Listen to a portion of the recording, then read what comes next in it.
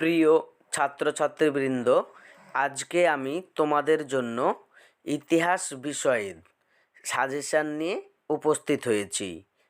ইতিহাস বিষয়ের 2024 সালে 8 নম্বরের কোন প্রশ্নগুলি খুবই গুরুত্বপূর্ণ সেগুলি অধ্যায়ভিত্তিক তোমাদের সামনে তুলে ধরলাম। এসো তাহলে প্রশ্নগুলি দেখে নিই। দ্বিতীয় অধ্যায়, প্রশ্নের মান হচ্ছে 8। প্রথম প্রশ্ন, ভারতে নারী শিক্ষার প্রসারে ঈশ্বরচন্দ্র বিদ্যাসাগরের অবদান আলোচনা করো। 2, শিক্ষা বিস্তারে প্রাচ্যবাদী ও পাশ্চাত্যবাদী বিতর্ক কী?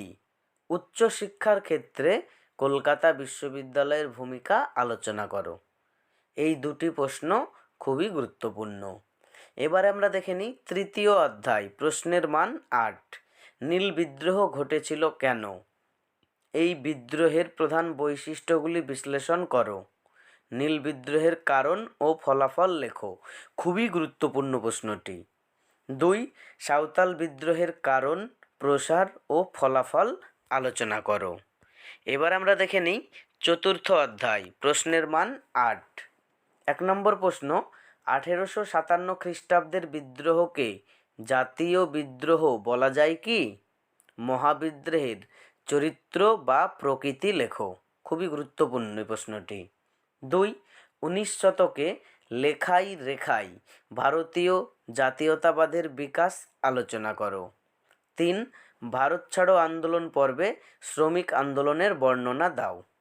পঞ্চম অধ্যায়, প্রশ্নের মান 8। মানুষ, প্রকৃতি ও শিক্ষার সমন্বয় হিসেবে রবীন্দ্রনাথ ঠাকুরের শিক্ষা চিন্তা পরিচয় দাও। 2 নম্বর প্রশ্ন, বিজ্ঞান চর্চায় বসু বিজ্ঞান মন্দির ও কলকাতা বিজ্ঞান কলেজের অবদান উল্লেখ করো। এবারে আমরা দেখে নেব ষষ্ঠ অধ্যায়। এখান থেকে একটি প্রশ্ন রাখা হয়েছে। 20 শতকের ভারতে উপনিবেশ বিরোধী আন্দোলনে বামপন্থীদের ভূমিকা আলোচনা করো। সপ্তম অধ্যায়, প্রশ্নের মান হচ্ছে 8। 1 নম্বর প্রশ্ন, সশস্ত্র বিপ্লবী আন্দোলনে নারীদের ভূমিকা বিশ্লেষণ করো। 2, সশস্ত্র বিপ্লবী আন্দোলনে ছাত্রদের অংশগ্রহণ কীরূপ ছিল?